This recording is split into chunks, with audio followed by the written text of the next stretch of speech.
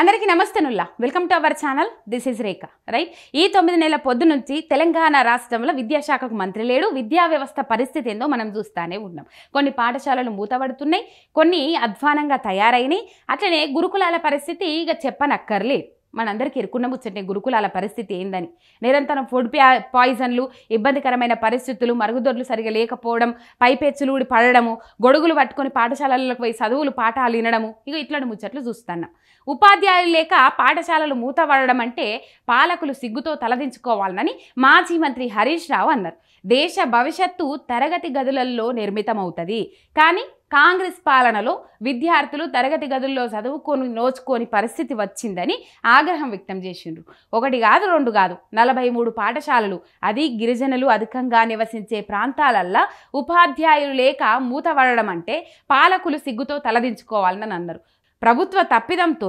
గిరిజనులు ప్రాథమిక విద్యకు దూరం కావడం క్షమించరాని నేరమని తెలిపిండ్రు కాంగ్రెస్ను ప్రజలు గెలిపించింది ఉన్న స్కూళ్లను మూతవేయడానికా అని ప్రశ్నించిండ్రు ఇప్పటికైనా ప్రభుత్వం మేలుకొని మూతబడ్డ 43 ప్రభుత్వ పాఠశాలలను వెంటనే తెరిపించాలని డిమాండ్ చేసిండ్రు టీచర్ల నియామకం జరిగే వరకు విద్యా వాలంటీర్లను నియమించాలని విద్యాశాఖ మంత్రిగా ఉన్న ముఖ్యమంత్రికి విజ్ఞప్తి చేసిండ్రు ఉపాధ్యాయులు లేరన్న కారణంతో రాష్ట్రంలో ఏ ఒక్క పాఠశాల కూడా మూతపడకుండా చూడాలని ఎంబటే ముఖ్యమంత్రి స్థాయిలో విద్యాశాఖపై సమీక్ష నిర్వహించి ప్రభుత్వ పాఠశాలల్లో ఉన్న సమస్యలకు పరిష్కారం చూపాలని ట్విట్టర్ వేదికగా మాజీ మంత్రి హరీష్ రావు కోరిండ్రు ఇప్పుడు మరి విద్యా వ్యవస్థ గురించి ఏం పట్టించుకుంటారు బడి శాలైనా కూడా పుస్తకాలు ఇయ్యకపోవడం బడి బట్టలు ఇయ్యకపోవడం పిల్లలకు ఇబ్బందికరమైన పరిస్థితులకు గురి చేయడం సీఎం సొంత నియోజకవర్గంలో కొడంగలనే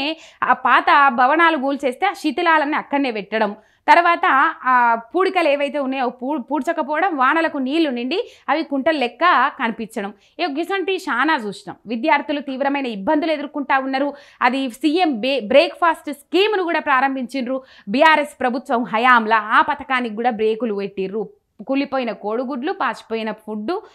రబ్బర్ బియ్యము కథ కార్ఖాని ఇట్లాంటివి కనబడతా ఉన్నాయి ఎక్కడ చూసినా మరి విద్యా వ్యవస్థను పట్టించుకొని తొందరగానే విద్యాశాఖకు ఒక మంత్రిని ఇక ఉన్న మంత్రులు ఏం చేస్తారో తెలియదు కానీ విద్యాశాఖకు మంత్రిని నియమించి ఇప్పుడు విద్యాశాఖ మెయిన్ ఆయన చేతులనే పెట్టుకున్నాడు అట్లా కాదు మీకు తీరది సారు మీకు ఉన్న పరిపాలన అందియనీకే చాలు ఇక 2-3 శాఖలు మీరు దగ్గర పెట్టుకొని ఏలుబడి చేస్తా అంటే కుదరది ఏ శాఖకు ఆ శాఖకు మంత్రిని అప్పచెప్తే వాళ్ళ పనులు ఏదో వాళ్ళు చేసుకుంటారు జర